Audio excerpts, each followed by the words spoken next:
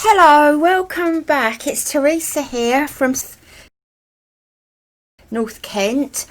Got something really nice for you to do. I hope you're going to enjoy this. Firstly, I just want to go through some names here.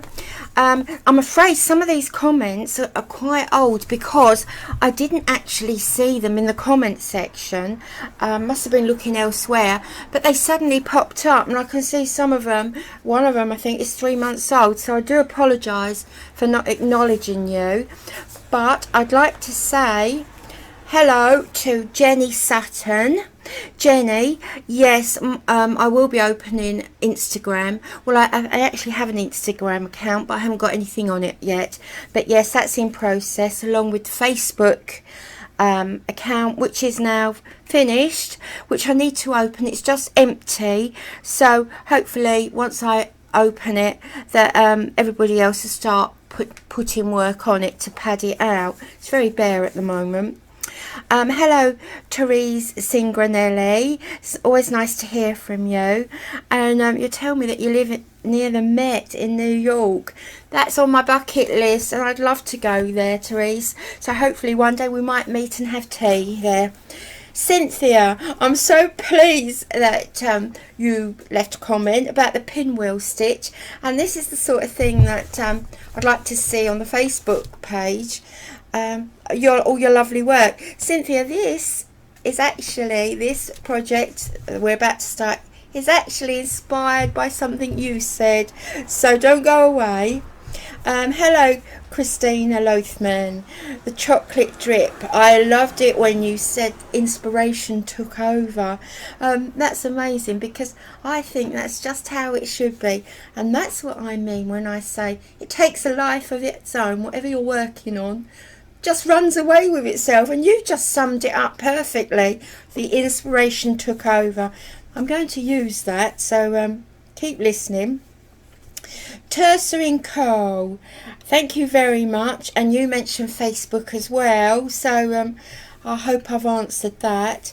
Jane Catherine on books, thank you for your great comment, and you mentioned Facebook as well. It's beginning to feel like a conspiracy. Janet Kennedy, hello. Hummingbird towels. Oh, you messaged me 5 months ago. Did I reply to you? I really hope I did. Roxy Creations, hello Rachel. I actually subscribed to you, and congratulations on your 100-day project, which I've been following. Unfortunately, where I watch my YouTube videos, I can't always comment or even like them. It depending if I'm in bed, then the device I use, I can't do any of those things. And to me, watching YouTube in bed, I know it's sad, but it's a real treat at the end of the day. So anyway, Rachel, congratulations, and thank you for subscribing. I feel honoured, actually. Mary Stewart, hello. Hella Maurice, Melissa Ford, Cindy Bell. Joan Gillick, hello.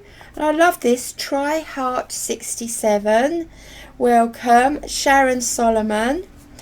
Purple Moonflower, I've mentioned you before in that beautiful name, and I understand your name's actually Nancy, and you can hear my Cockney roots.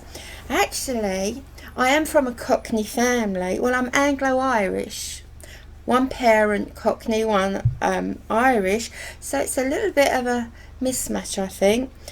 I actually live quite close to the Thames, within, as the crow flies, maybe 3 or 4 miles, and the accent for anybody who lives near the Thames is called estuary. So it's been the bane of my life, actually. But hey ho, at my age, I don't care now. So yeah, fancy you picking that up. Rhonda Winstead, and that's Rhonda without an H. I subscribe to you as well, Rhonda, and I was honoured again to see that you've actually subscribed to me, so big welcome, and don't judge me too harshly, Rhonda, please. Grunge Journals, hello. I love that. Grunge Journal. Joe Myron, Helen Macken, Hilary Bonura, Patricia C. Clark and Eileen Elias. Hello and welcome to you all, although I do recognise some of your names, so I know that you're not quite new. Constance Hall, a retired teacher like me. So Constance, thank you very much for your lovely comment. I really did, it really touched me actually, so thank you. Kath Avalon, what would I do without your comment? Thank you very, very much.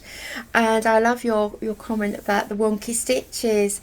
Just go with it, Kath. You'll get used. Remember, this is art, okay? So it's not an exact science. Well, art is actually. So scrap what I've just said. But this is art, and we love wonky stitches and texture. So you're doing well, Kath. Carry on. Raina Shown. Same to you, Raina. You'll be so worried about being neat that you'll lose the enjoyment of working freely and expressing yourself. So as long as you're producing some texture in colours that you like, inspired by something that motivates you, Raina, then you're doing well. So as for the other stuff you spoke about, don't worry.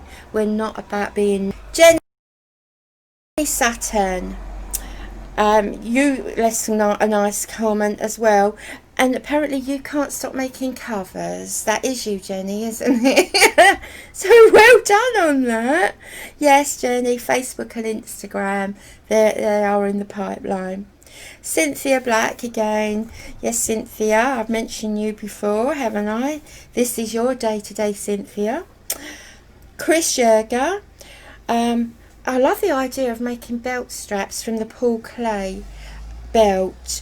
That's given me lots of food for thought, Chris, and thank you for that. Teresa again, you made me laugh with your comment about the belt, about not wanting to measure your waist after quarantine. I know exactly what you mean, and I imagine that most people listening will as well. No measuring, not until at least this time next year. Sandra, sorry for the delay in commenting. Your comment was one that got waylaid from a couple of months ago. Well, big welcome to the new people, and thank you to all the oldies now. I think you're all oldies now, most of you. Thank you for clinging on with me and for your lovely comments. So we're going to get back to Cynthia. Some time ago, Cynthia suggested that perhaps I'd like to think about doing a piece of work by Frida Kahlo. And believe this or not, as I did tell Cynthia, I was actually researching Frida and gathering pieces for a piece of work by her. And when I read Cynthia's comment, I just couldn't believe it. So I thought, right, this is the push that I need. So, result. Now, Frida, for those of you who don't know too much about her, Frida was a Mexican artist. She was born in 1907 and she died in 1954, so she was quite young. She was only 47 when she died. Most of her life she was spent in pain after an accident as a child. She had quite an unusual life, I think. A lot of her artwork is inspired by museums, monkeys in some pictures, birds and flowers. And when you look at her work, there's a similar theme: self-portraits, headshots, flowers across her hair, big leaves in the background, and as I said, monkeys or birds in a lot of them. So she really is worth looking at. So if you Google her, just to see how interesting she was. I think she was ahead of her time, and we'll mention this later on, in the area of feminism. She, I believe it was after her romance or her marriage hit the rocks with her husband, another famous artist, Riviera. Oh my goodness, I can't remember his name. But anyway, she decided that she wasn't going to conform to the traditional feminine beauty, the ideals and the idea of feminine beauty, which I believe still exists today. So she broke away and decided, no, she's got facial hair, she has body hair, it's staying as a statement of her strength, how she viewed women, how she viewed this this awful thing about how women have to conform to be pretty, attractive, a certain size, 6, 8, 10. Anything bigger is enormous. And this was going back in the 40s. So bless her, she was ahead of herself. As I say later on, I'm not sure how far we've come, but either we have to chip away at these things. I think, oh gosh, I don't want to get political, listen to me. So I'm going to stop here. But anyway, I'm sure, you know, some of you, men and ladies, do understand what the point that she was trying to make. But why we're looking at her, as Cynthia might explain if she had a voice here, was the beautiful work she did and the wonderful colours and the big statement flowers and the gorgeous big leaves here. So this is Frida self-portrait. They're all Frida, but this is one where you can see the whole of her head and the birds, the leaves and the flowers across her hair. You can see her facial hair and her eyebrows, which became known as Frida's unibrow. So what I'm going to do, I'm not going to take just one, I'm going to take 3, what I consider the characteristics of Frida's work, the leaves, the flowers, that's just all of them. I'm not putting any animals in. So this is what we're going to do. Right, if I can just move that up so you can see, that is the portrait. That is the portrait. Okay, so there isn't any missing. Now from those 2 paintings there, this is what I've arrived at. Okay, so I've taken the leaves from one, the flowers from another, and the hair from another. The eyes I played around with to get an effect of eyes, as you can see here. Now we'll go into greater detail later on because this is just the introduction. So I'm going to finish here and we'll make a start with working it. Okay, so grab your coffee, your tea, your gin and tonic, whatever, and we'll make a start. So to make a start, I've already chosen the background. Because these colours are so vibrant, we need to start with the background colour. And I think at this moment I'm going to use the red. Now, I'm not sure which way I'm going to use it. This is the right way and it's really beautiful. I'm going to lift it up just a little bit. There's a sheen there and it's textured, it's nicely raised. So that's the front. And that is the back, and as you can see there's quite a lot of black there, so I'm not sure at the moment which one will carry the bright colours. I'm trying to rush this actually because the gardeners have just pulled up, would you believe, and they're about to unload a great big lawnmower thingy off the back, so I'm rushing this and I think I'm making mistakes already. That is the background. We've looked at the inspiration, the pictures. If you notice, all the flowers are different. So I imagine that could be a sunflower. These look like morning glory, chrysanthemum. You'll probably look at those and see something else. So all the flowers are different. The leaves are basically the same. Now I can't identify these leaves. I've no idea what they are, but they look the same to me. However, they don't look quite the same in this one. We have this dark green one, widely spaced. This one, the veins are narrowly spaced, light against dark. We have a yellow one here to break up all the dark green. And once again here we have a vein running through the centre. No veins, no side veins, and it's a mixture of yellow and green.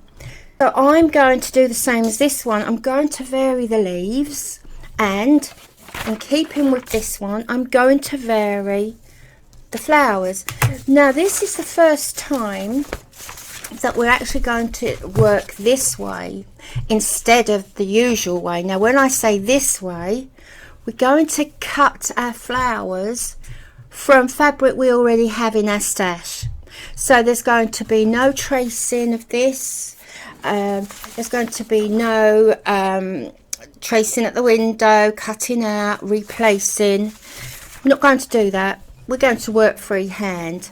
So all I've done in preparation for this, I've been through my stash and I've taken out, I've cut pieces of flowers that I think I might like to use in the hair, in her hair. So I have quite a few here. I'm going to cut these out and I'm going to back them with iron-on violin just so they lay nicely on the fabric. They're all different. Like the headdress that she's wearing, all these flowers will be different.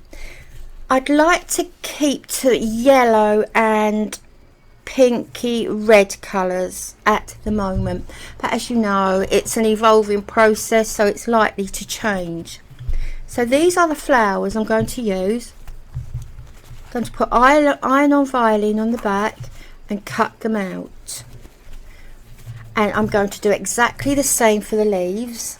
I've collected up some fabric that I think I could use. If you see the leaves here, I don't know how I'd use those, but it's just an inspiration at the moment. So there's one. This is rather lovely. There's some gorgeous leaves on the background here. In fact, you know, they're at the edge actually. Some of these, which are flowers, they could be used as leaves. So that's another sort of leaf. This one, I mean, my goodness, look at this. This practically suggests Frida Kahlo. And look at the lovely big leaf here and here. So I will be cutting those out and using those on the background. This one here, it's more leaves here. Leaves, I mean, leaves, that's good English. More leaves here. And even some little yellow flowers. So I've got two for the price of one there. Shame about that bit.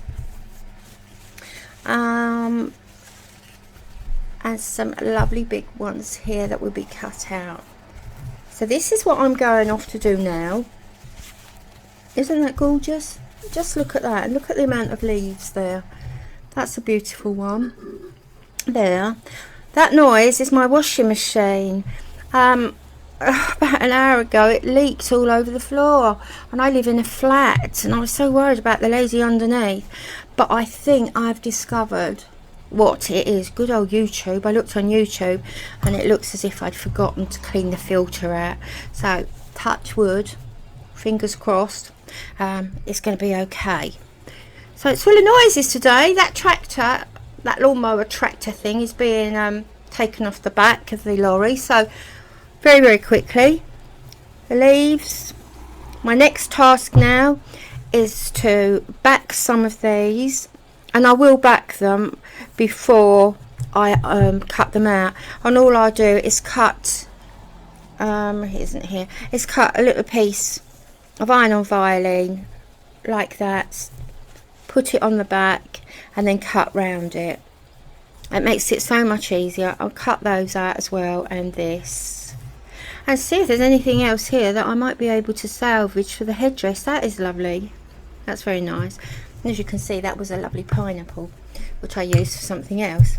So anyway, I'll crack on and I'll be back shortly, and then we can talk about the colour here as well. I have some fabrics in mind but just for the minute we'll concentrate on the background fabric, the flowers and the leaves, and see what we come up with. Right, so I'll be back shortly. Before I started cutting out the flowers and the leaves, I cut out a piece of calico the same size as the background fabric, and I pinned it all the way around the edge, and then I tacked all the way around the 4 sides to keep it in place. So while I'm sewing on this, the background isn't wriggling away. Now I've just kept a little bit here for those of you who aren't too sure what tacking is. I've tacked all the way around. I've left that little bit just to show you. Tacking, just the same as slow stitch, only a lot bigger.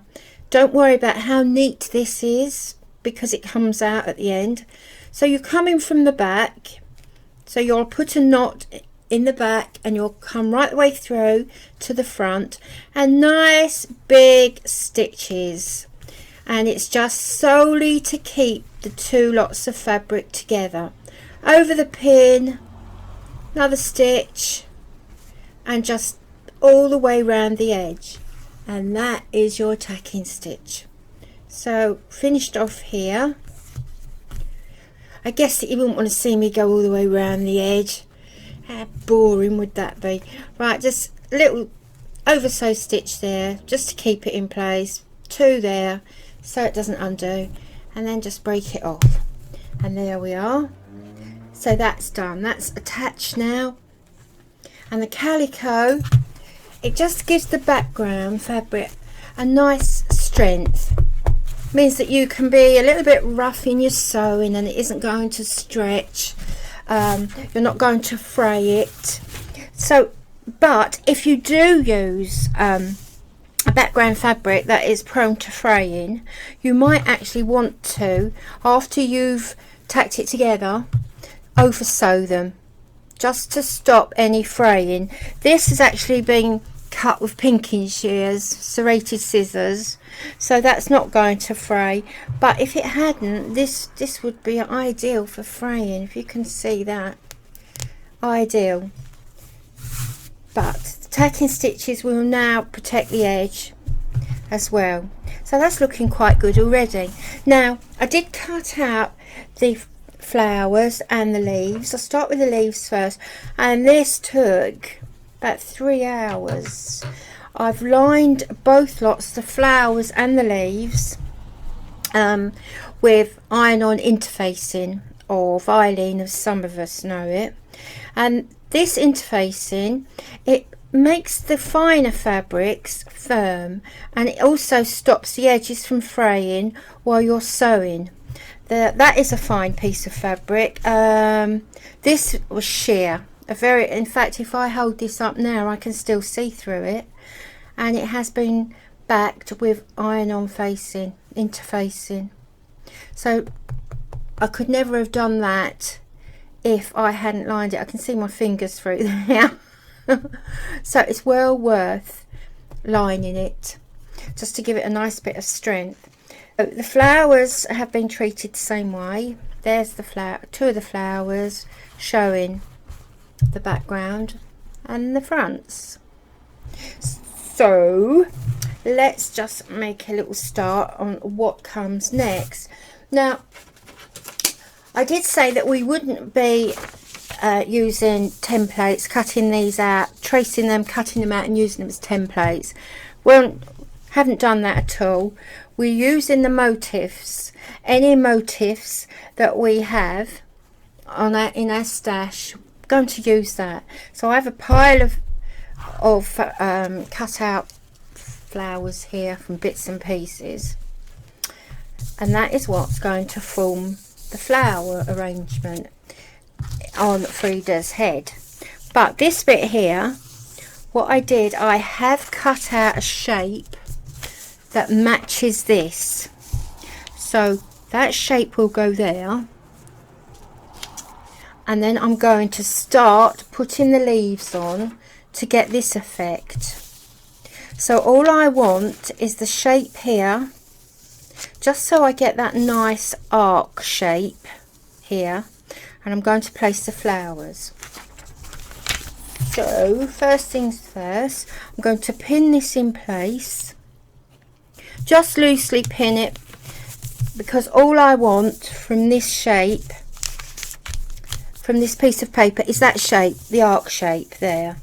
It doesn't have to be exact, actually that isn't, but it does have to be in the center, so I'm going to move that over. I think that's better. Right, so that is now in the center. Should measure that, but it's looking central. And this is just going to guide us a little bit. Now, as you can see, this one hasn't got the leaves around here. These lovely big leaves that I want on here. Hasn't got the leaves. It's got one or two bits of greenery here, but it hasn't got these beautiful big veined leaves here. So I'm going to start with these. I'm going to put the big leaves down first, and the flowers will go down after. So I'm only going to do this very loosely at the moment, just to give you an idea of what I'm going to do.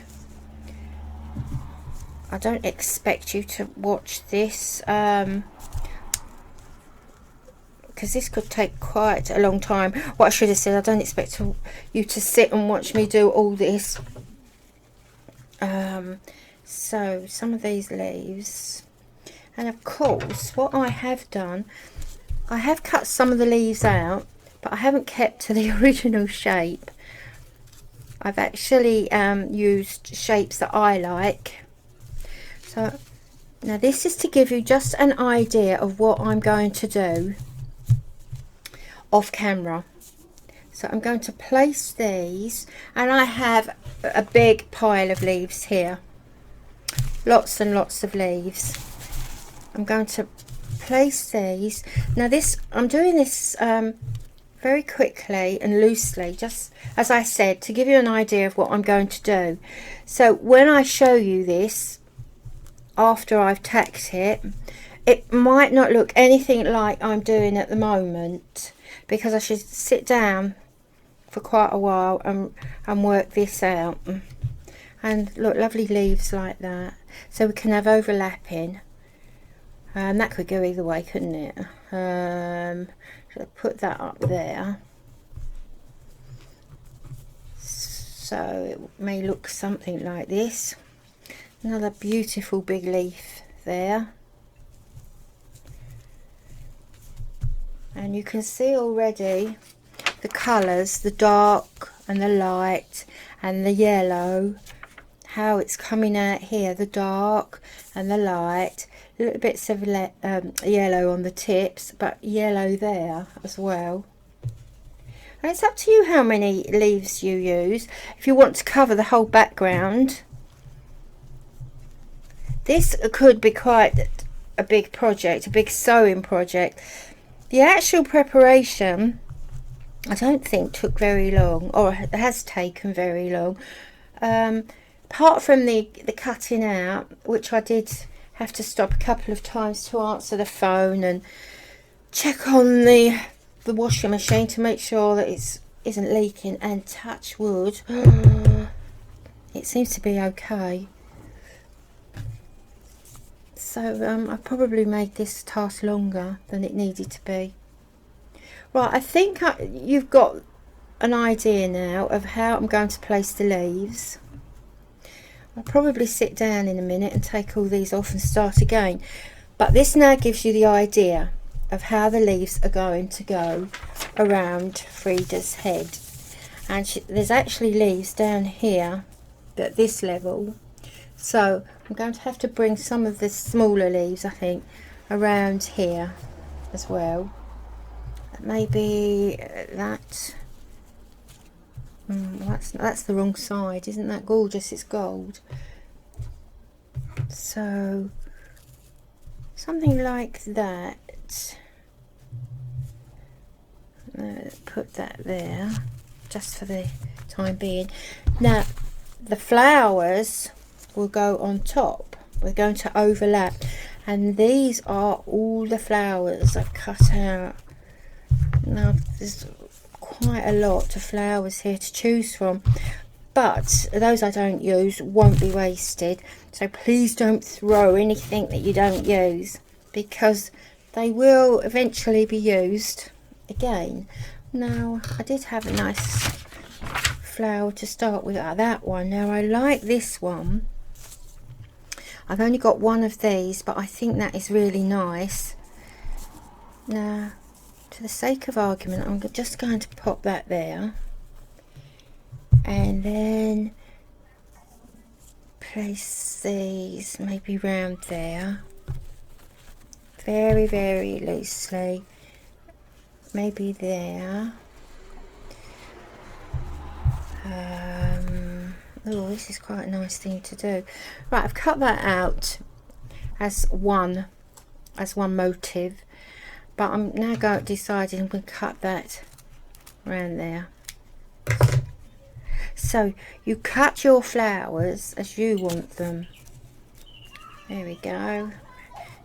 There's the cuckoo clock chiming at 1/4 the hour this time.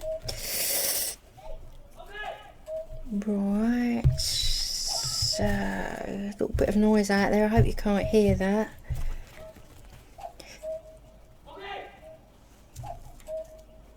Right, now it's going to go look something like this, but as I said, I'll probably sit down, another one there, probably sit down and play around until I get what I want. Now I'll call that finished. It isn't, because it probably won't look anything like that when I get back to you. This will now be pinned. It's all going to be pinned in place like the leaves, and if you can remember on other videos, we're going to tack around these pieces, or tack these pieces onto the background, I should say, but we're not going to go all the way around each shape individually. We're going to go across, catching each piece to hold it flat. Otherwise, if you go round these one at a time, oh my giddy aunt, that's going to take hours. So we're just going to do a nice big tacking stitches across there all the way down, just to hold them in place. So I'm going off to do that now, and before you know it, I'll be back and I'll have it all tacked.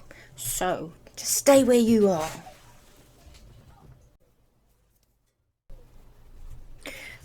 So I've nearly finished tacking this. I'm just going to show you how I've been doing it. Just great big stitches from one leaf to the next, holding it down in place. These stitches wouldn't pass any examinations, but as long as they do the job and hold the leaves in place, then that's fine. So this is all I'm doing. I've had to turn it round so it's facing me. Let me see. Oh, that's better, isn't it? Perhaps you can see a bit more now. So from one leaf across, great big stitch, making sure to catch all the stitches like so, and those are quite secure now. Could take the pins out of those, and you can see they're quite secure. And all I'm going to do is come back, turn it round, make it easier. Just come back and do it this way. I've already done some. I've done the flowers. I haven't taken the pins out yet, and this is just how to do the leaves. So there you go. Very, very easy. And the next step will be to think about threads and colours for the slow stitch. So I'll just finish this off and then we'll start the next step. So it's all nicely tacked into place now. Oh, I've just moved that. It's stopping the light. So as you can see from here, I have all the leaves tacked down nicely and the flowers overlapping them. This is the shape of the head around there. There's a nice, you can see some of the design principles here. We've got a nice contrast of shape, the long angular shape here with points set against the round, short, plumper shapes of the flowers there. We've also got a difference in size. The large shapes here against the smaller shapes. The large shapes here against the smaller shapes here and here. Little bits here. Now these pieces here, some of these lovely shapes here are caused by the overlapping one fabric on the other, one leaf on the other, one flower on the other, creating really nice shapes. If you can see here, there are two shapes here, one there and one here, caused by this large leaf overlapping the two underneath. So I think that gives a really lovely effect, all the overlapping. Now what I didn't tell you was the size of the fabric. It's 15.5 inches long by 12 inches wide. Now someone came in since the last piece of the video and said, oh, I'd like to do that, but she knew she hadn't got any fabric with these large flowers on there or the leaves. All you need to do is cut out the shapes of fabric or flowers, cut the flower shapes out from the fabric you have. So your effect might be different. You might decide to cut your flowers out from a small print. It would be quite interesting if you look at some of Kat Kidson's fabrics, Laura Ashley, or any plain fabric. I'm going to the market today to see what I can buy for a couple of pounds a metre. Doesn't have to be expensive.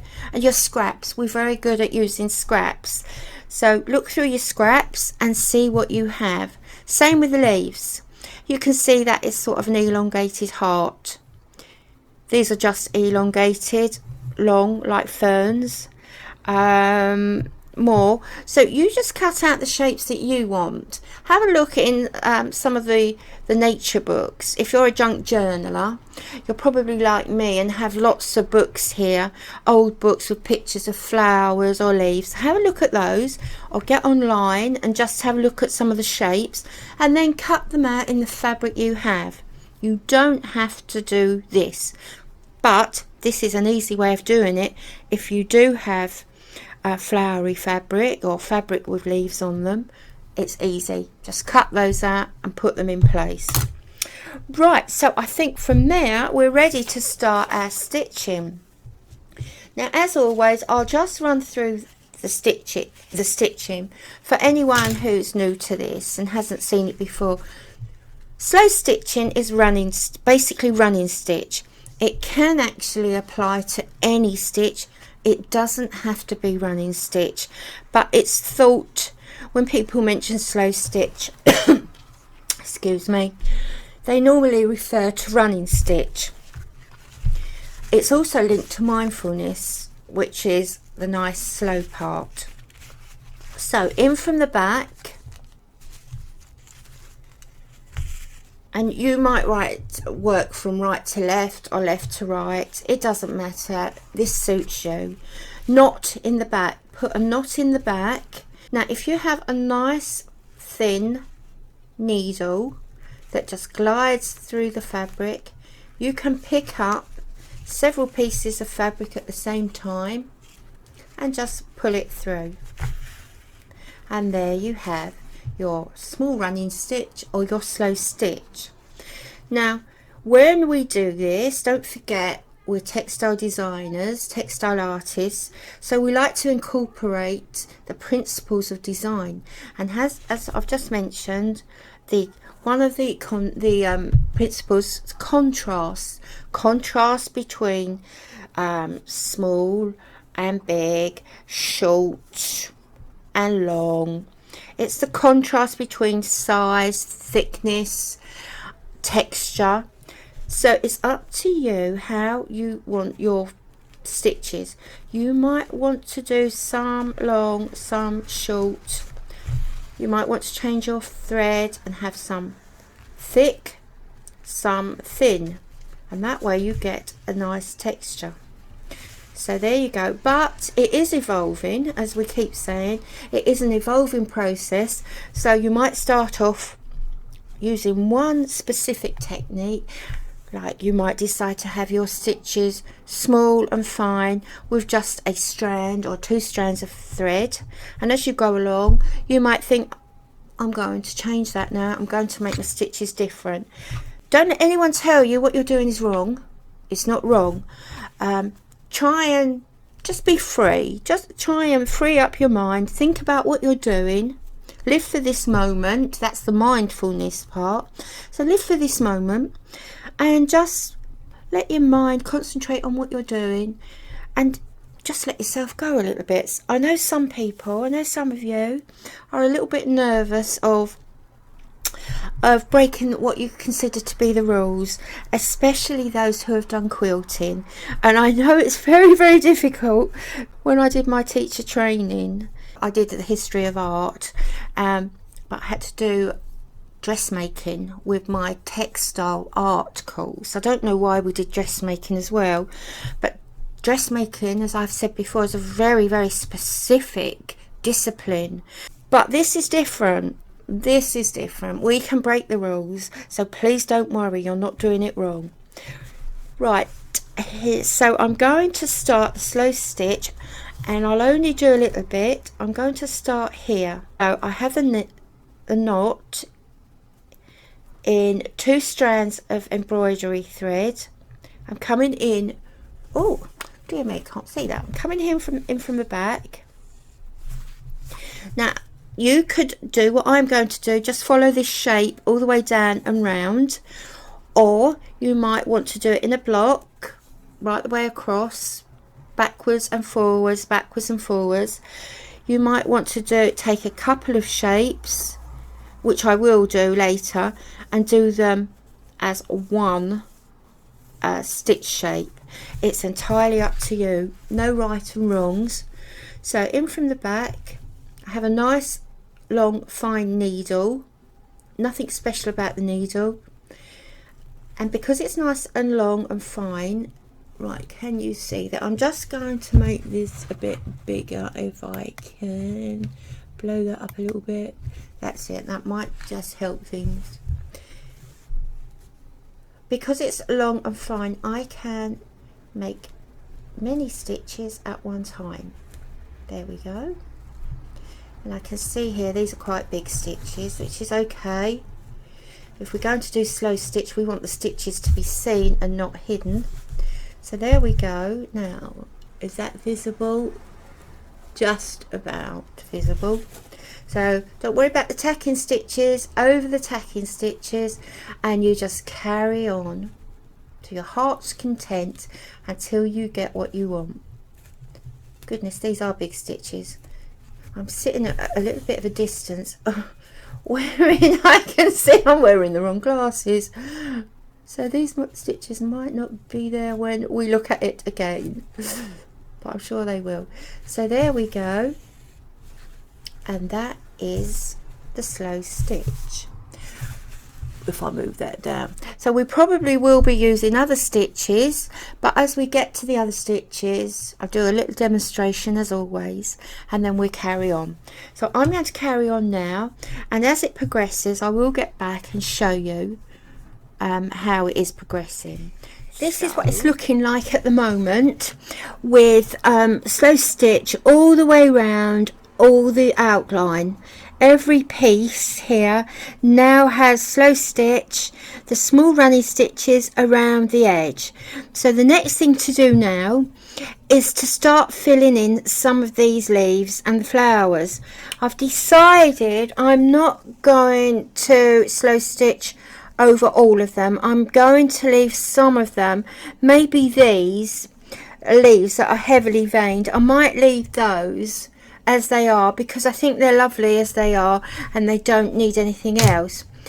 So that is where I am at the moment. I'm going to lift that up just so you might be able, I've made that bigger, just so you might be able to catch some of the stitching. It's now late, it's now gone 9 o'clock in the evening and the light's gone, so this is by lamp now. Can you see some of those stitch? You can see the stitch in there, and possibly some pink around here, around this stitch. Yeah, that one's come out particularly well.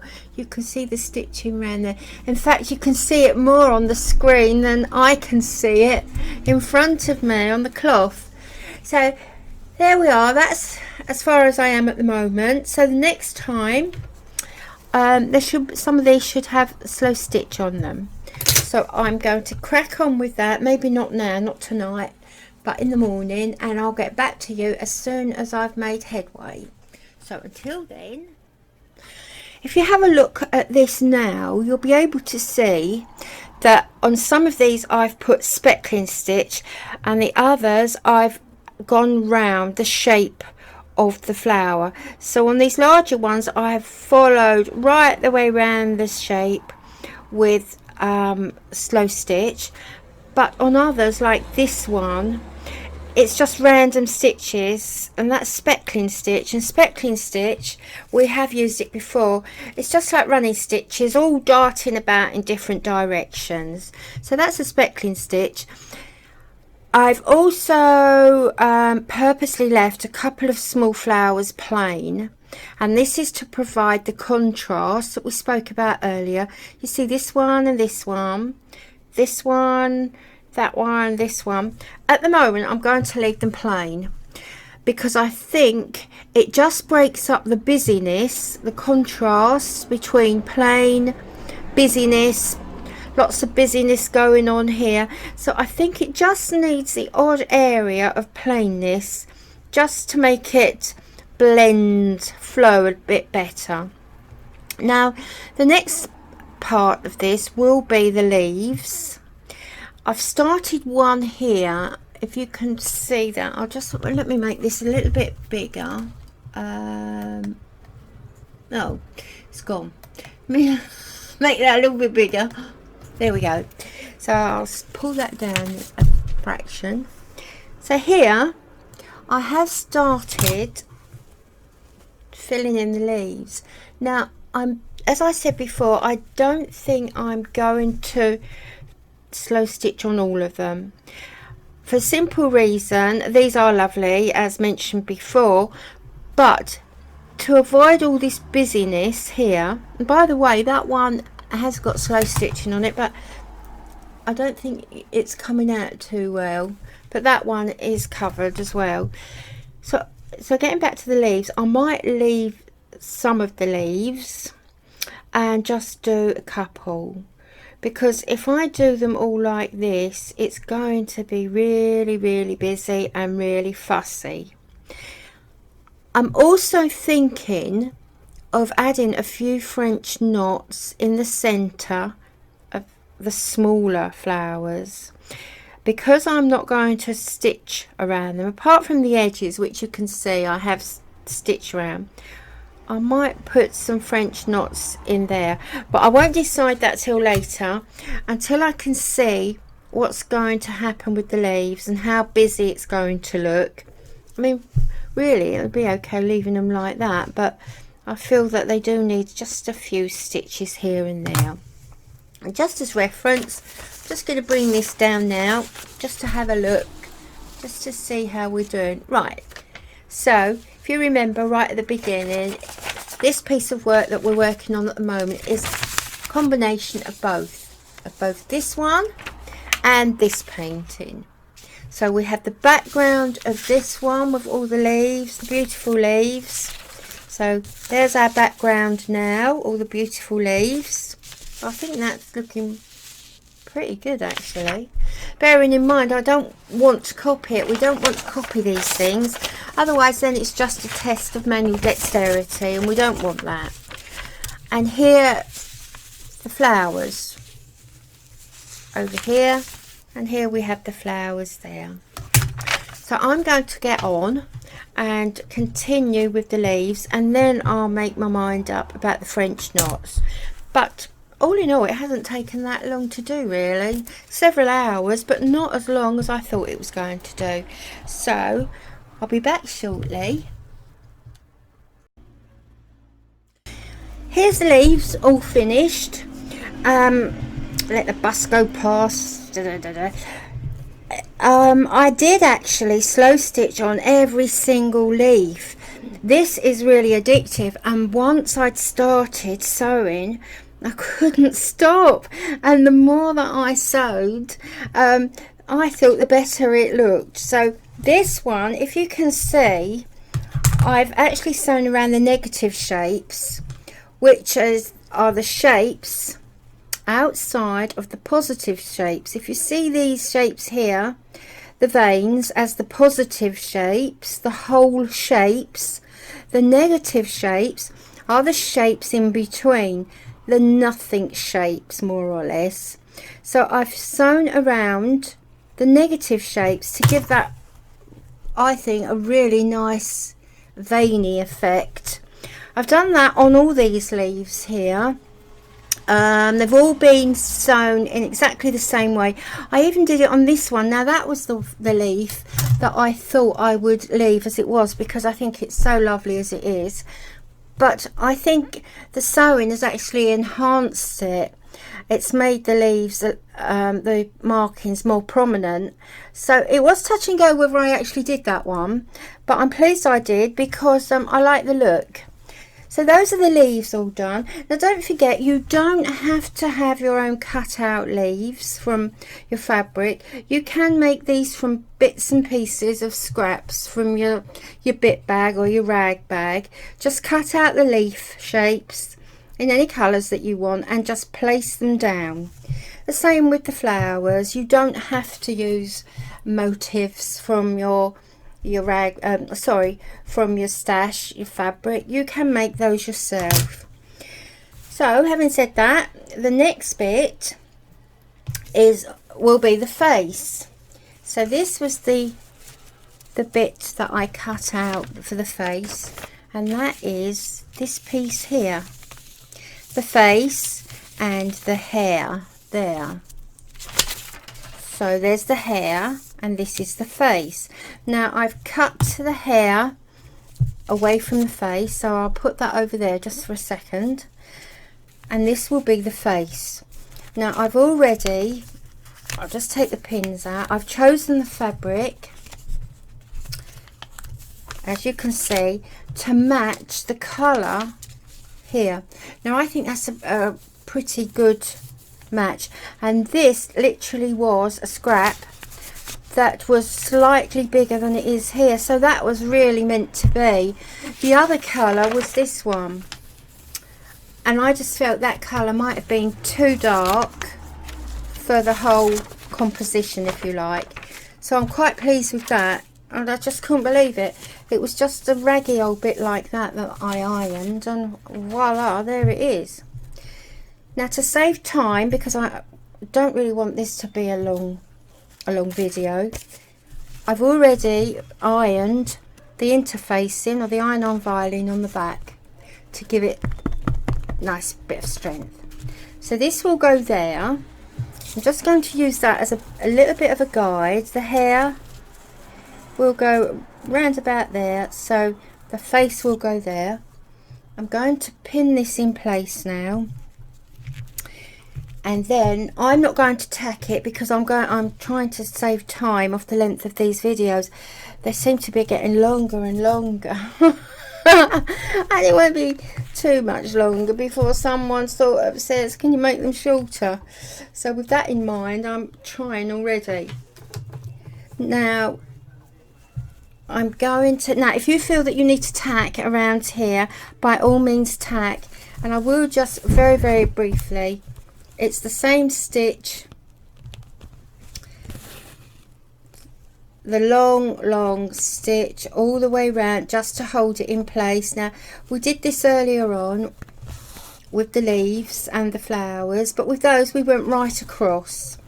We didn't go all the way around the edge. because we would have still been doing that now. So, but with this, obviously we're going to go all the way around to hold it flat. There's no overlapping fabric pieces on this to hold it flat, so we need to hold it flat with the tacking. And look at that, rabbiting away, and I've almost done that. I might as well finish this off now. So I'm going to tack it all the way around like that. Don't worry about the neatness, the length of it, because this will come out. I purposely use dark tacking so you can see it on the light. I wouldn't use the dark thread if I were dressmaking, making something white, because sometimes the dye from the darker threads do actually come out onto the fabric, so you have to be just a little bit selective about the tacking that you use. So there we go, that's tacked all the way around now. It's a gorgeous day out there. I've been out today. It hit 35 degrees and I'm afraid that's my limit, and I came back, but it's still really, really hot. As you can hear, the windows are open, and that's the bus going past. I'm on the London bus route, so you will hear the buses trundle past. So there we go. Now the slow stitch, I'm using a colour that will hopefully, if you can see that, where am I, there, will hopefully blend in with the colour of the face. So I'm just going to follow the outline all the way around in slow stitch. I'm going to come in a little bit here because I put the tacking so close to the edge here. I can't get a slow stitch near the edge because of the tacking, so I will go round on the inside, then I shall remove the tacking and do the slow stitch outside. All clever stuff. She lied. So here we go. I'm just going to show you, right, in from the back, small stitches. Now I'm just looking at the screen there to make sure you can see it, and I'm just going to follow this shape all the way around until I fill in the entire face. So there we go. Now this, oh, that's not straight, but it doesn't matter. So I'm going to take that all the way around there and gradually fill it in. I think, as you know, and as what happened here with the leaves, I say, oh, I'm going to do it this way, and then it evolves from that leaf there, it evolved all the way around, and with the flowers. So keep an open mind. I might bring it back and it'd be something totally different, and I think I might actually take that out, because from here, when I'm at a little bit of a distance, I can see that is not very good at all, and I don't like that, so I'm taking that out. So hopefully we'll get back shortly, not too soon, because this really was a lovely task to do. I've slow stitched all the way round the arch shape in rows. The initial plan was to follow the shape all the way round, but I suddenly remembered that by doing that it was going to end up here in sort of a swirl, if you like, and I didn't like that very much, because this will be in the center of a forehead, and I thought, well, that's not going to look very good. So I'm quite pleased with how this has turned out all the way around here. So I'm calling that finished now. Next thing to do is think about the hair. Now the hair is going to be a problem. That's going to be, I think, possibly the biggest challenge of doing this. Now I went back to the paintings and had a look at her hair. Her hair, she's dressed it in both butterflies here and small flowers there. So I thought there's numerous ways of doing this. I could do it in woolen plaits around here, but then I thought, no, it might be too raised. It might be too textured here and too flat there, which is good. It's a contrast, but I think it might have been just too raised.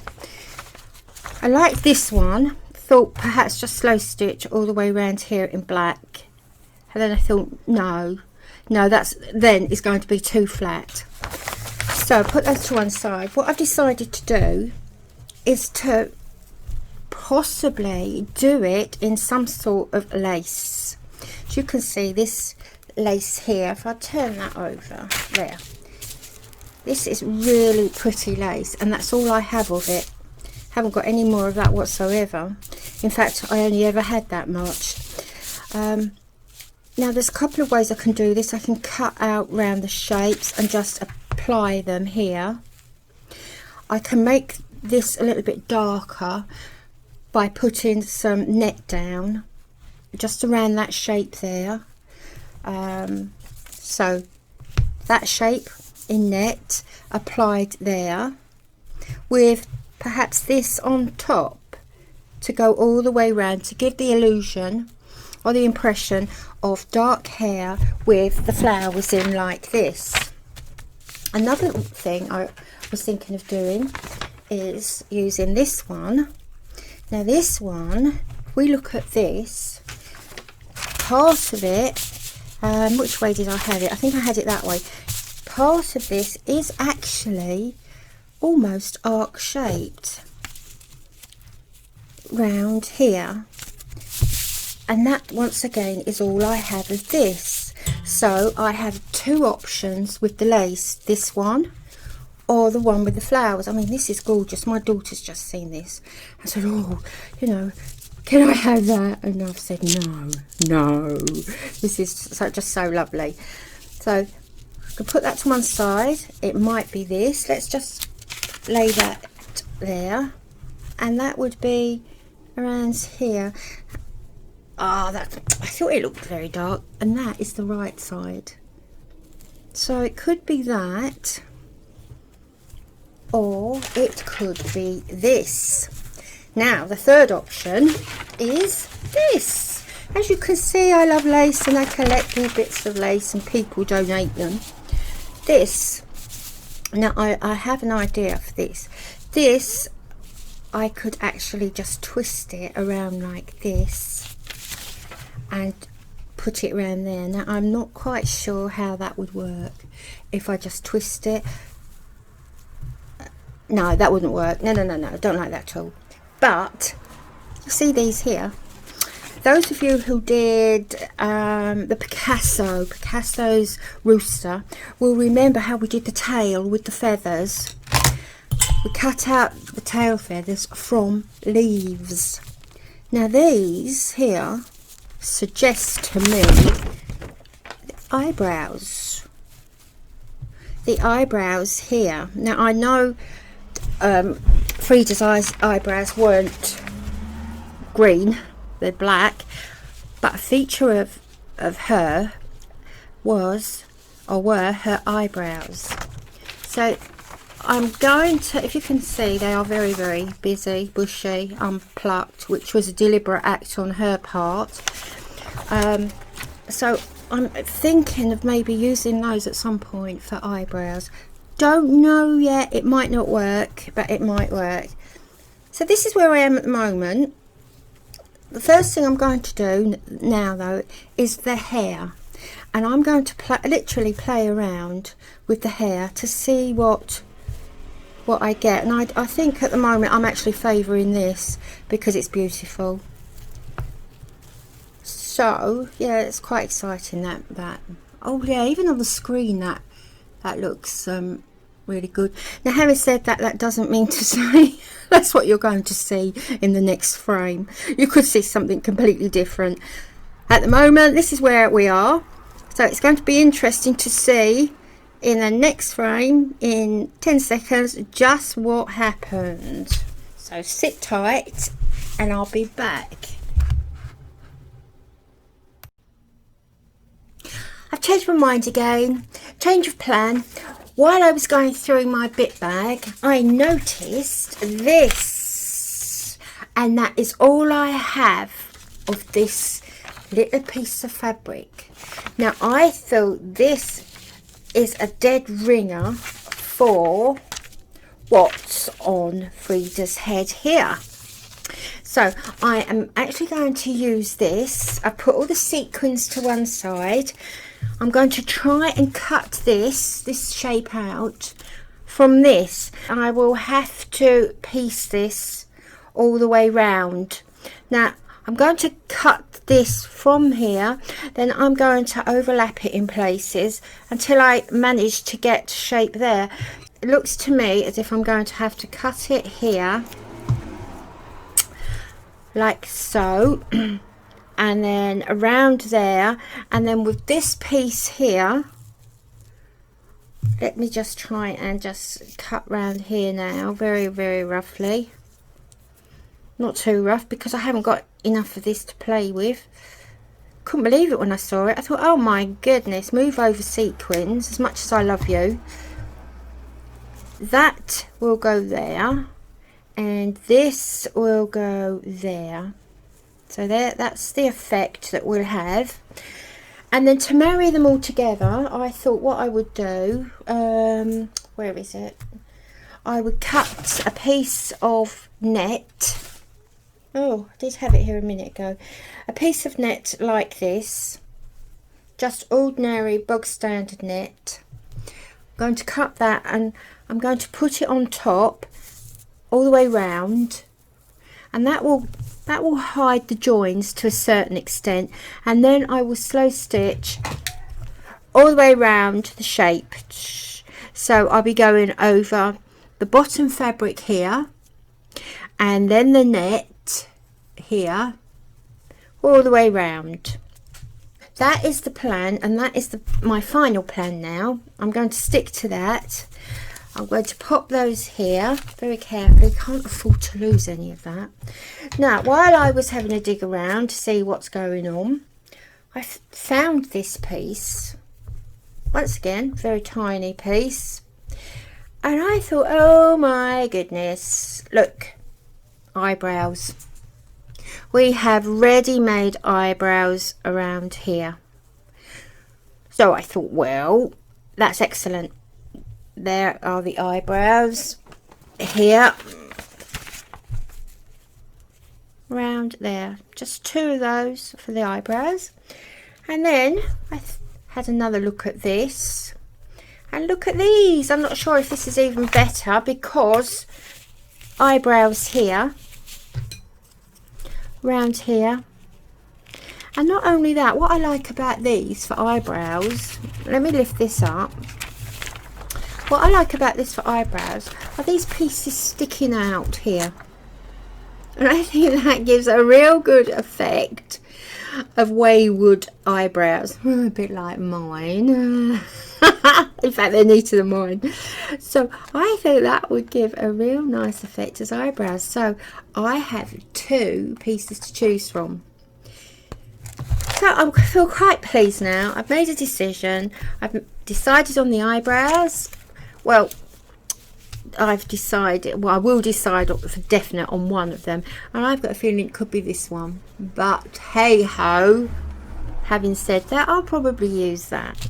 We'll see how the hair looks, and if the hair actually suggests something with the eyebrows. So I'm going to put those safely, and I'm going to continue on this. So the next thing, I'm going to try and cut this shape now out of these three little pieces here. Then I'm going to put them down here, apply them, applique all the way around. Imagine that is now the arc shape here, and then I'm going to place, when I can find it, oh my goodness, it's only a little piece that will go lie all over that, so it will have that effect on top of this. Oh goodness, it's noisy here this afternoon. So all over there, and that will tone the white down, and it will just marry all these pieces together. So that's what I'll be doing on this very hot Saturday afternoon into Saturday evening. Great fun, great fun. It's very, very hot again, 35 degrees. And as you can hear, that is the cuckoo clock chiming 6:10. So Have a nice Saturday evening, and I'll get back as soon as possible. Hopefully I won't have changed my mind again. This next bit of recording is done as a voiceover because the original recording was absolute rubbish. So I'm looking at the screen and I'll just describe what I'm doing. I'm now drawing round the hair shape, the piece that will be used for the hair. I've drawn round, as you can see, both sides to get that nice arc shape. Now it's on Violin, iron-on interfacing, and I've just marked the right side to make sure that I iron it on the correct side. Now the wrong side is the side with the sticky bit, and you can see the difference between the right and the wrong because the wrong side is slightly shiny. I'm just placing the hair pieces over the shape. Now this is what I've ended up with 3 distinct shapes to piece together to get the hair, but that's okay because I'm going to iron them onto the iron-on interfacing and cut round, so there's no need to ever notice the joins. Now that is how it's looking. I've just ironed the back of this. It's stuck really nicely. So the next thing to do is to cut around the lines. Nice sharp scissors right the way around that shape. And that's a nice task to do. There we go, all the way around. And as you noticed, that the 3 pieces of fabric have all joined together. And I don't think that you would notice that they've been joined. Cut those little bits off later. All the way around the inside too. Even if they did notice, because we're going to put net across the top and then slow stitch, we would marry those joins together anyway, so please don't worry about joining fabric. Now there are some pieces missing there, little pieces there and there, but that doesn't matter because we can disguise that. And you see how that fits now across the face. It's slightly lopsided on the top left, that piece there. So just snip those pieces off.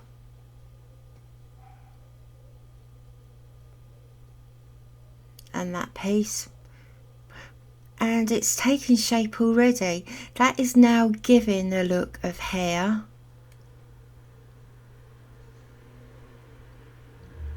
Right, the net will go over the hair, not over the face. It will go over the hair. And that just takes away, I think, the brightness of the little white flowers. And it makes it blend nicely. It makes it flow more as a composition.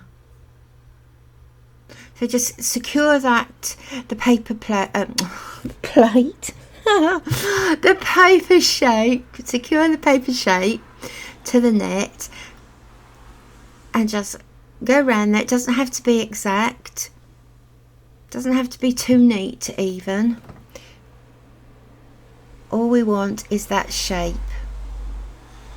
And if you very quickly look at the fabric shape on the work, you can see that the left hand side needs a little bit of a trim. It's very noticeable on the screen.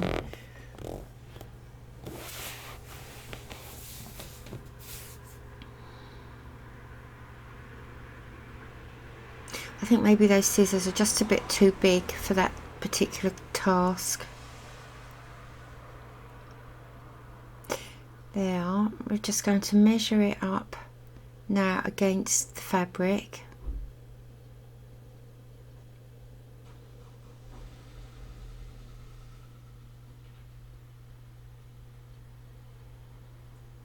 Lovely. And pop the net over.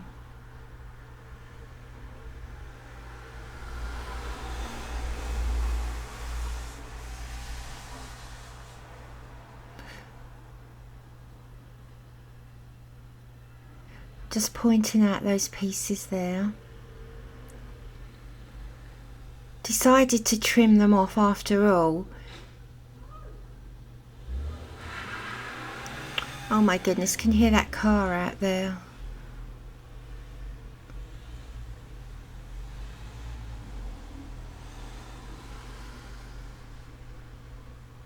There we go, now putting the net back on.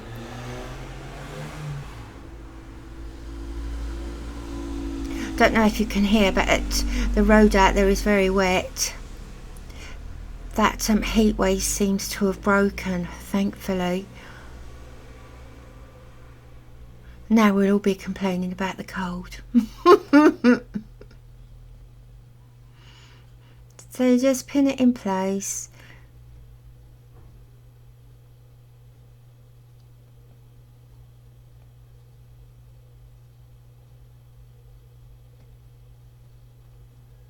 Lovely.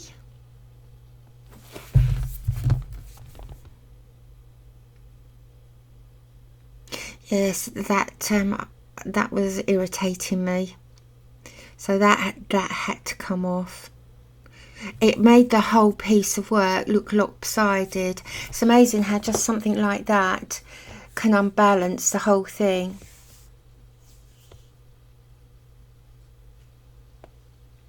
I'm just showing you there that I'm now going to tack all the way around to hold it in place. Sometimes you can actually get away without tacking, but in this instance, because I'm working with the net, which I'm pointing at the moment, and with the background flower piece, it all needed securing. So that's my next task, to tack that in place. And back, and the hair is now in place. I put the net in over the flowered fabric, and I've slow stitched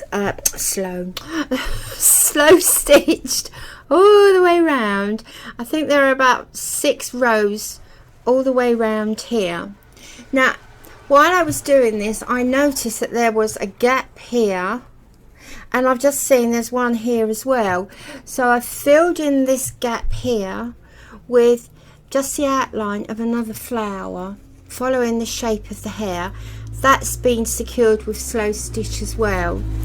This one I will probably put oh, that's handy. I'll probably put something like that on there, which I'm not sure if you can see that. Yeah, I probably might cover up that little gap there with something like that and slow stitch that in place.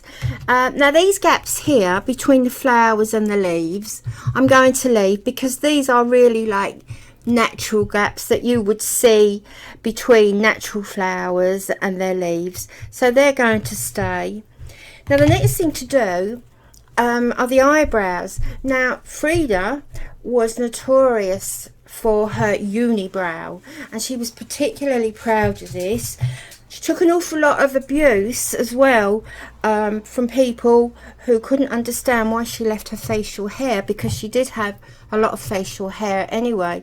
Now we're going back to the 1940s, and Frida thought that she shouldn't be defined like any other woman. She shouldn't be defined by how she looks. That looks weren't important, and so she challenged the notion of traditional ideas about feminine beauty. So she really was ahead of her time, because that was in the 40s.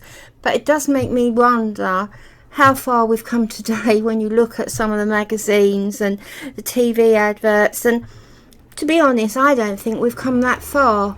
I think women are still judged on their looks and this ideal beauty. I worry about the young girls, the teenage girls that I've worked with, and if they're not a size 10 or a 12, they're not worth anything. And you know, I applaud the likes of Frida unfortunately, as I said, I don't think we've come that far, because I've seen it in the classroom, girls with low self-esteem. But hopefully, you know, things will change. Things will change.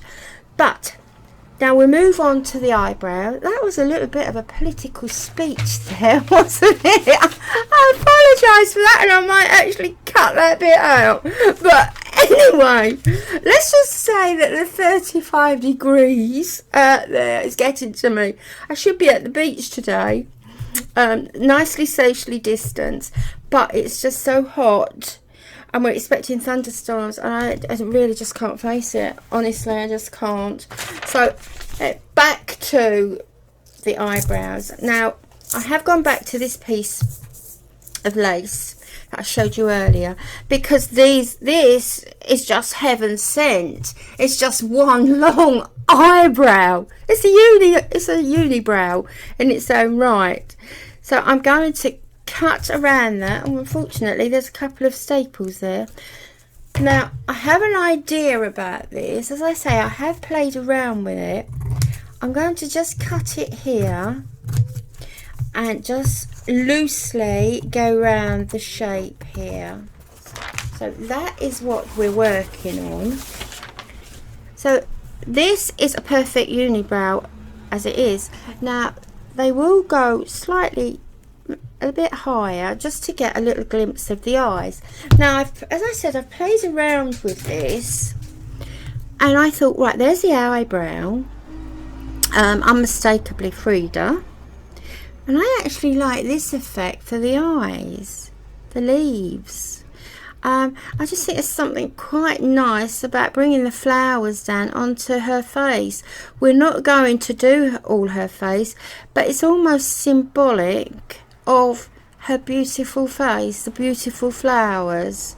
I might cut around these and just see how that looks, but those will be staying. That, we're going to call that a unibrow now, will be staying. Might cut around here. In fact, I do that very loosely. Maybe it might need some reshaping, and I might just leave that as it is and slow stitch that into place. I'm looking at the screen at the moment. Maybe shape it round here. Just take some of this off. Now I have to be careful because, as you know, this is all I have. Yes. Oh my goodness, my goodness. Oh, I've done it. I've cut it off. Let me have a look. I'd like that there for an eye, and that there. It's all, as I said, it's all symbolic. The main thing is we have the eyebrow, and actually on the screen, would that actually symbolise a nose? I don't know if that bit's too big, but I think I might actually leave it like that. I might trim round here, as I said, loosely. Don't want anything well defined. This is well defined as it is, but I think if I leave that rough or a bit raggy, that is going to be symbolise more her eyebrows. So that is where I am at the moment. So the next thing to do would be to pin this in place. Oops. I should pin that in place. I won't tack it. Now, as I've always said, if you feel happier tacking, then by all means you tack. It's all about your comfort and what you feel you need to do for your work. That's just some pins there. Now the next thing would be to think about the colour. If I use black, do the slow stitch. If you can, just for sake of argument, we'll look at this. You see all the rows of slow stitching. Now if I do this, all those rows on the net, all we're going to get are rows and rows of this in black, and we're going to lose this definition of the unibrow. That will be lost. So I'm going to have a think about how to do this. Maybe just stitch all the way around and leave it. I don't think we need many stitches actually showing, because the beauty is actually in this. That's the beauty. We have enough slow stitching here. I don't think we need much more here, particularly if I leave the sequined areas and this as the eyes. So I will go off and I'm going to spend some time. What I normally do, as many of you know, I'll hang that on the wall for a couple of hours, maybe a day, overnight, just to see if it feels right. And very often by doing that, I'll walk past a couple of times and think, no, not too keen, that got to change that, take it off, redo it, or whatever. So that is where I'm going to finish for the minute. We're almost finished. This might even be finished when I bring it back, so bear with me for a while and I should get back to you in a jiffy. And here's the completed item. As you can see, it hasn't been made up into anything specific. It's been left for you to do that. But as regards to the sewing, that has now been finished. I put the lace down here where I said I would. Use the edge as a unibrow, but I've left this edge here, the frilly bit, I've left that loose. I haven't attached that at all. I secured this with slow stitch all the way around the unibrow here, underneath, hidden. You can't see any of the black stitches that I've used. Then I went around all the shapes here, the leaves and the sequins, leaf there as well, to secure it in place. So I'm quite pleased with that. I'm pleased with that look. It's been hanging on the wall for a day, and at a distance these really do look like eyes. And I don't know if it's because we know that's where the eyes should be, that our brain's actually telling us, well, they're eyes, or if they do resemble eyes. This one in particularly looks like an eye. But I've also filled in the gaps, the gap that was under this, and I've added another flower there, and the flower I added there was just to make a balance either side. Without that one there, it looked a bit lopsided, so I really needed that to complete the composition. The two flowers I've added here were to hide a gap, and all I've done with these two, well, the same as that one as well, I've just put one row of slow stitch around the edge, because I think the detail on the actual print is too nice to hide, and that's why I did these in the same way, and that because I wanted to keep the detail of the fabric. Now I have deliberately put the flowers over the edge here of the hair just to break it all up. I'd finished it without the flowers overlapping, and I put it on the wall. I was mindful that I had to fill the gap in, but I didn't know whether just to add a little piece to fill the gap in and to keep this round shape intact. But it looked very hard. And it literally just looked like a piece of fabric shaped into an arc stuck there. So I thought, no. Had to break it up so that the hair flowed into the flowers here, which flowed into the background. So that is why I've covered up that little portion, because I did try to balance it over here, but it was too much. It really looked too much. So I hope you liked that. I hope it was quite a journey, this, but it didn't take too long in terms of hours. So please don't be put off by the size, because it's quite lengthy. What did we say? 12, 13, 14, 15 and a half by 12. So it's quite quite a size. But Cynthia, I hope you approve, and I really hope you enjoyed it enough to try it yourself. So all of you, please have a go, and I'll get back to you shortly with another video that I hope you like. So please take care. If you liked it, thumbs up. If you didn't, don't bother doing that, because it's a waste of your time and I just think it's silly.